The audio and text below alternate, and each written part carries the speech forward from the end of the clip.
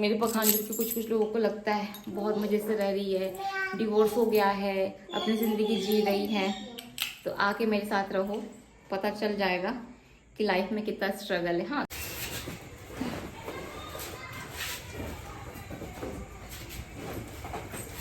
ये सारा सब्जी लेके आई हूँ।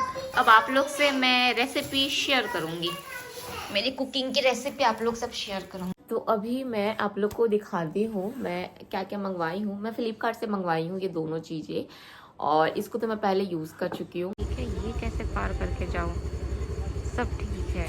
यहाँ देखो कितना ज़्यादा पानी है, ये पार के जाने में हालत ख़राब हो जाएगी। ये है मेहंदी, हर किसी को अपने बालों से प्यार रहता है, हर इंसान को। तो ये मेहंदी 200 ग्राम का है। तो हेलो एवरीवन, तो अभी मैं जा रही हूँ पोस्ट ऑफिस। ये पूरा आप सभी का पार्सल से भरा हुआ बैग है मेरा। देखिए मैं आप सभी के लिए कितना मेहनत करती हूँ। तो बहुत हैवी है, बहुत ज़्यादा। इसमें नहीं होने से कम 25 से 30 पार्सल है, और ये सारे पोस्ट ऑफिस में जाने वाला है। और टाइम बज रहा है अभी 8:30। हाँ, तो रिशु को भी मैं पड़ोस में छोड़ के, अंजू के यहाँ छोड़ के सामान लेके जा रही हूँ। और ये एक बैग पूरा पार्सल, और हैवी भी है, कम से कम 10 से 15 केजी का बैग है ये। तो स्कूटी में लेके जाऊंगी। कुछ 2-3 लोगों को लगता है, कुछ लोगों को लगता है, हाँ बेटा आ रही बेटा, कुछ लोगों को लगता है वाह मजे से रहती है, खाती पीती है, जिंदगी में कोई टेंशन नहीं है, बिजनेस ना करो तो घर का रोटी भी ना चले। ये बैग को ऐसा घसीट के मेरे को उतारना पड़ रहा है। और आप लोगों को पता होगा आज शाम को बहुत ज़्यादा बारिश हुई है, जिस वजह से मैं पार्सल लेके निकल नहीं पाई। तो और ये पार्सल आज निकलना ज़रूरी है, क्योंकि आज नहीं निकलेगा। हाँ बेटा, पहले रिशु को मैं मान के यहाँ छोड़ के आती हूँ। और सबसे बड़ी बात, हमारा रास्ता में पूरा पानी भर गया है, पूरा स्विमिंग पूल बन गया। मेरे को उस पानी से जाना पड़ेगा। आप लोगों को मैं ज़रूर दिखाऊंगी ब्लॉग बना के किस तरीके से मैं मतलब इतना सिचुएशन हैंडल करके सब चीज़ें करके स्ट्रगल कर रही हूँ। हाँ बेटा, चलो मैं ले जाऊंगी।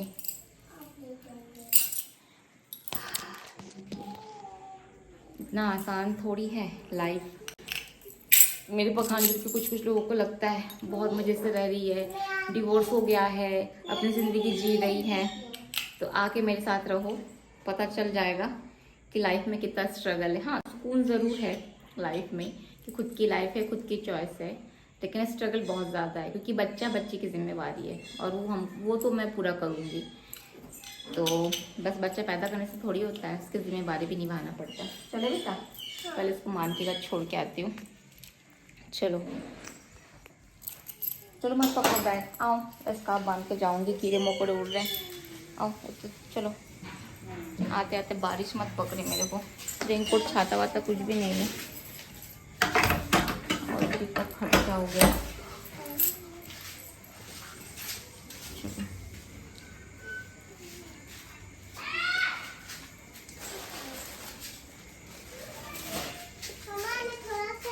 हाँ चल रही है, लिपस्टिक लेके आई है। अभी तो लिपस्टिक लगा के कहाँ जाएगी। हे भगवान, देखो उसको, देखो देखो, हो गया बेटा, बेटा ओ बेटा, हो गया बेटा मेरा बच्चा। चलो रखो अभी इसको। लिपस्टिक लेके आई है रे बाबा, हुआ पॉकेट में, वेरी गुड। देख रहे आप लोग, देख रहे हो, बस मेरा सामान मत गीला हो, स्विमिंग पूल से तैर के जाना पड़ेगा मेरे को। साला बेटा सामान निकाल ले, तो रुक एक बार में निकलती हूँ। पार्सल मेरा स्कार्फ है, इसको खींचना पड़ेगा।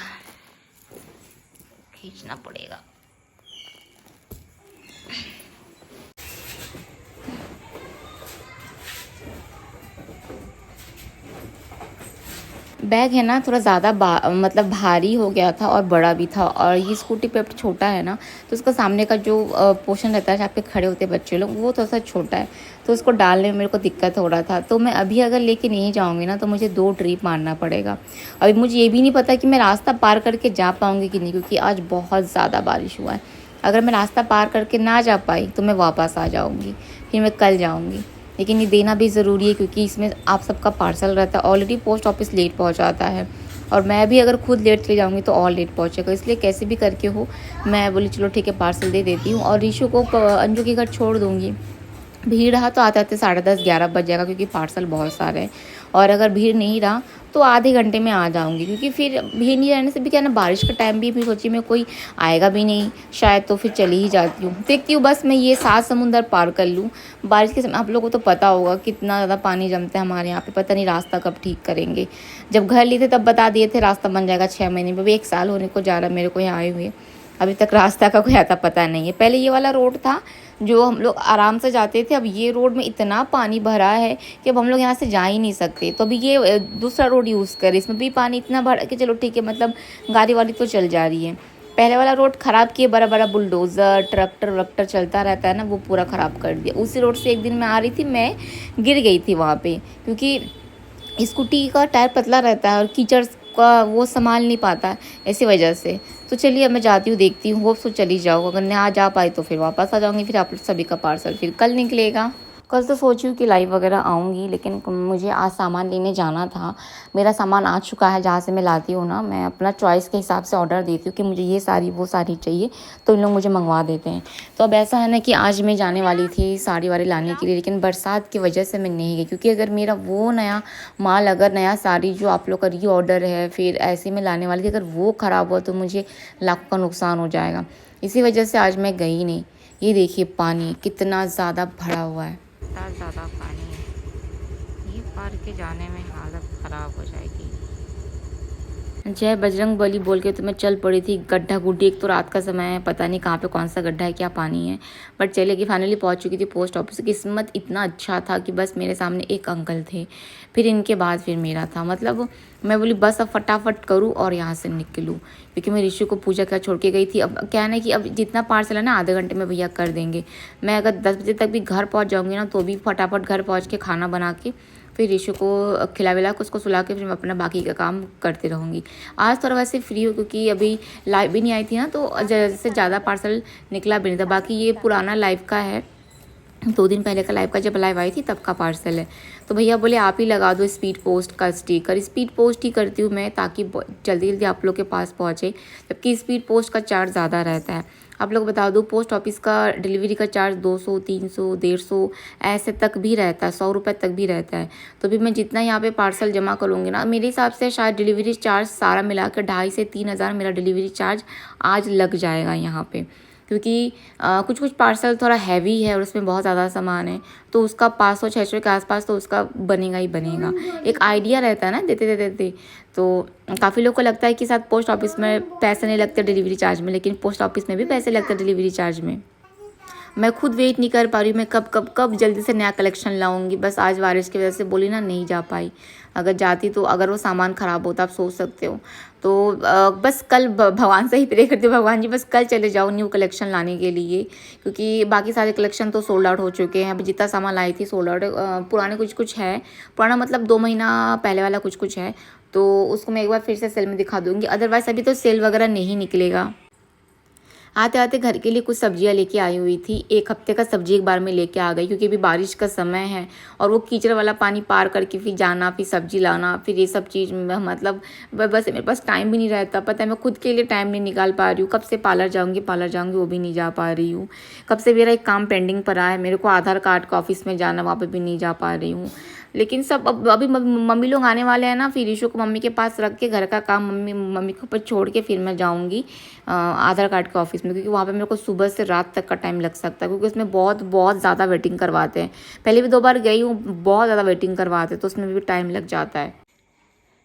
जस्ट अभी घर पहुँची हूँ और ऋषु को भी रख के आई हूँ, लेके आई हूँ क्या? हाँ, साथ ही साथ में सब्जी वगैरह भी लेके आई हुई हूँ। सब्जी देखिए, कटहल लेके आई हूँ आधा किलो, 1 पाव लहसुन, फिर आधा किलो पालक, टमाटर, पपीता, परवल, भिंडी, फूल गोभी, ये सारा सब्जी लेके आई हूँ।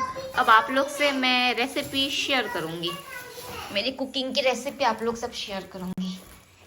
ये मैं सिंपल खाना बनाती हूँ, कम मसाला कम तेल से। क्या पता कब खाते हैं, अभी पपीता नहीं खाते बेटा, पपीता सुबह नींद से उठ के काट के दूंगी, ब्रश व्रश करना। मुझे आइडिया भी नहीं है कितना बज रहा है, ऊपर जाके पता चलेगा, मैं देखी भी नहीं। कल भी पोस्ट ऑफिस जाना है, कल सुबह ही निकलूंगी, कल रात को नहीं निकलूंगी मैं, बस सुबह जल्दी फटाफट उठ जाऊँ ताकि बाकी काम निपटा के फिर निकलूँ। आज लाइव आने वाली थी यहाँ पाई, मौसम के चलते मैं पता है मैं नहीं जाती, मैं तो रात को क्यों गई, बस एक ही रीजन था कि आप लोग का पार्सल लेट मत हो, क्योंकि मैं तो यहाँ से पोस्ट ऑफिस दे के आऊँगी, फिर पोस्ट ऑफिस से निकलने में भी तो टाइम लगता है, पता नहीं कब शिपिंग करेंगे, कब क्या करेंगे।